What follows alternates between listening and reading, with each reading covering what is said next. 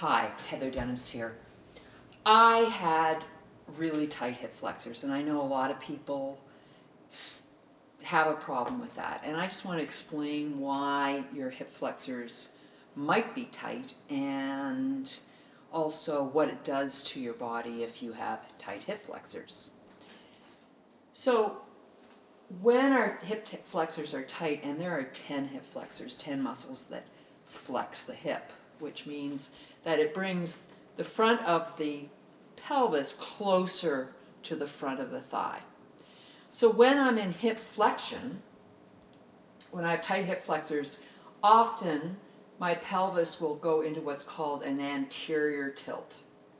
So this tightness here, this pulling of the front of my pelvis down, also is accompanied by an arching of my back or extension of my lower back, which puts a lot of pressure on the joints of my lower back. So hip flexors aren't just tight hip flexors, they have a chain reaction up through the whole body. So the approach I use in the Heather Dennis method is to re-educate the muscles of the pelvic floor and the abdominals to lift, to take this capsized pelvis and right it again. So by engaging through the pelvic floor and the abdominals, I lift my pelvis while I simultaneously lengthen through the front of my thigh.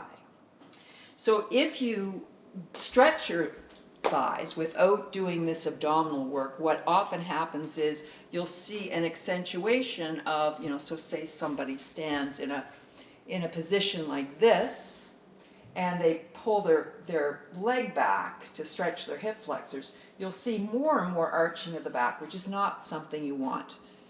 So if you come and join me for my Introduction to Core Sense on Tuesday, April 20th from 6 to 7:30, I will teach you techniques for righting your capsized pelvis. I promise. And there's skills that will help you once again engage these abdominal muscles to create core support and lengthen these tissues on the front of the thigh so that they can give up this tug of war between the muscles of the lower back and the thighs.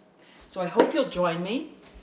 Take care, and I'll put the link into the post here. All right, have a great day. It's spring. Get out and enjoy it. Bye.